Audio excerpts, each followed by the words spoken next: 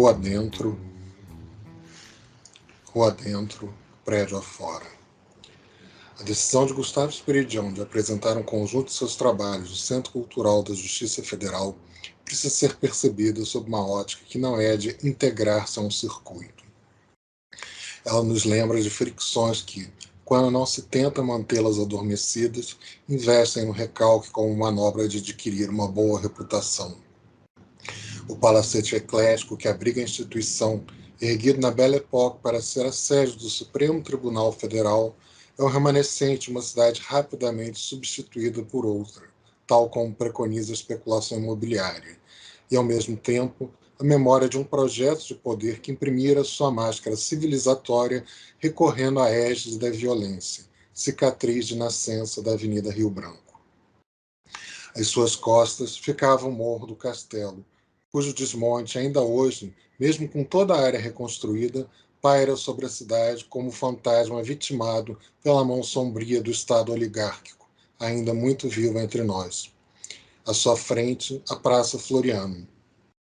Esta, que coroava o simbolismo no qual desaguava a apoteótica avenida, na sucessão de edifícios que em seu percurso celebravam a separação inalienável entre classes.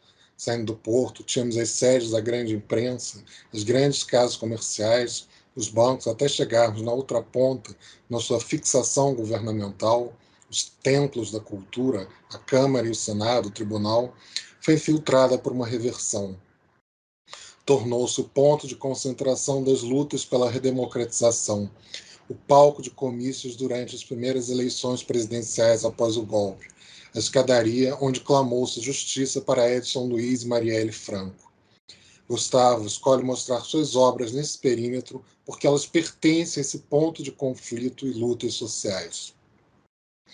Suas pinturas trazem para dentro de lá do palacete o mundo logo ali, do lado de fora. Mais do que realistas, elas instauram o real, ao contrastarem contra as belas decorações a vida bruta que corre à frente. Nesse sentido, o deslocamento das telas em relação às paredes dá um primeiro sinal. Desvinculando-se do convencional paralelismo junto à parede, herança do friso da virtualidade do espaço ilusionista, ao saltarem para a sala, interferirem no percurso do visitante, elas ocupam o lugar deste último, precisam ser contornadas. Acrescente-se um outro aspecto no qual a arte eviscera seu ponto crítico na atualidade. A revolução não é uma metáfora, diz certeiramente uma de suas pinturas. No entanto, metáforas podem ter o poder revolucionário ao resgatarem a forma dos simbolismos decaídos que a imobilizam. Permito-me aqui retomar duas passagens exaustivamente repetidas de Marx, que não obstante preservam sua força.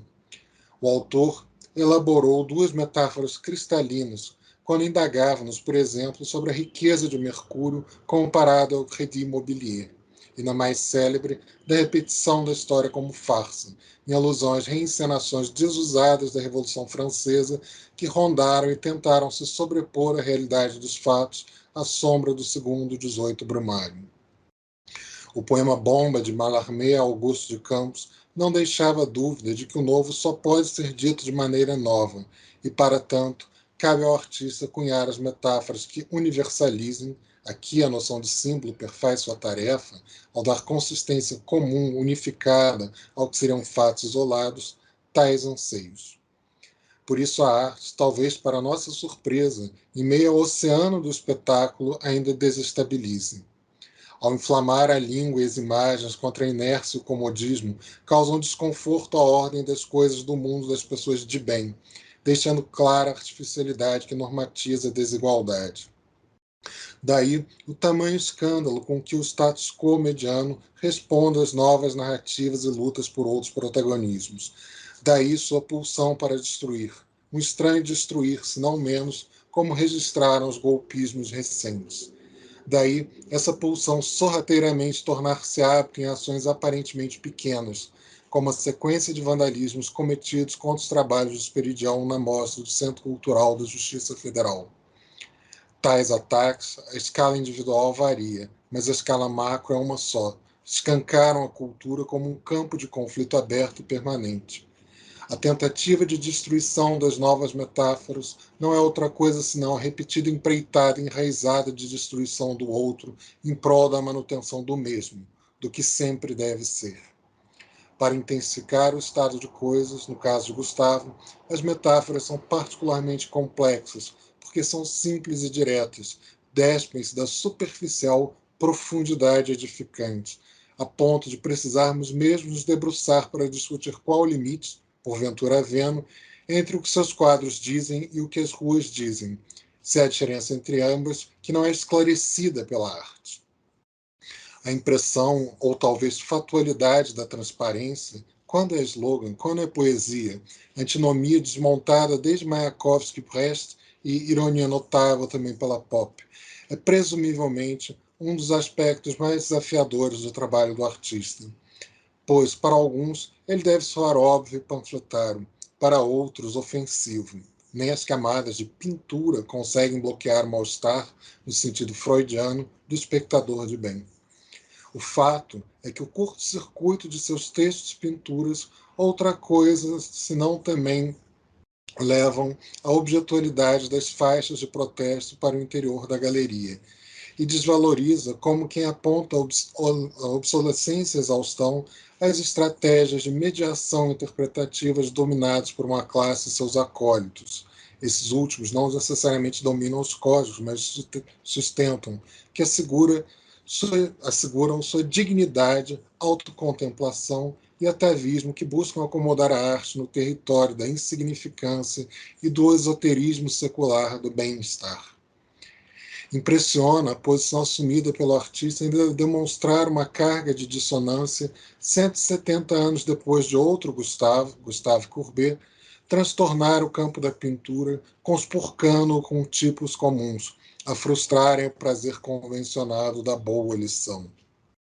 E agora, com Gustavo Esperidião, com frases comuns a reivindicar um mundo que não se conforma em permanecer vilipendiado pela alienação do costumeiro.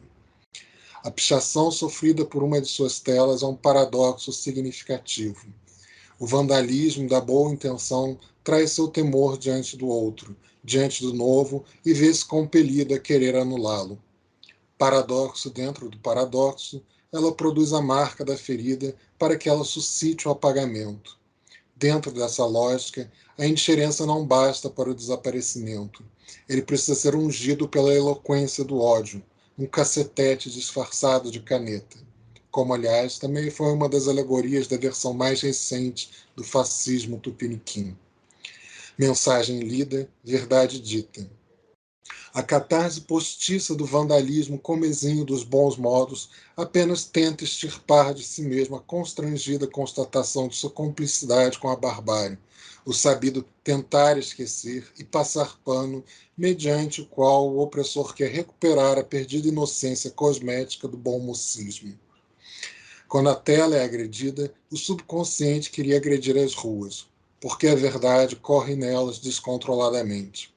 As pinturas de Gustavo Esperidião só precisam usar as palavras, pois as imagens já estão em toda parte, ao nosso redor. Elas são nós mesmos.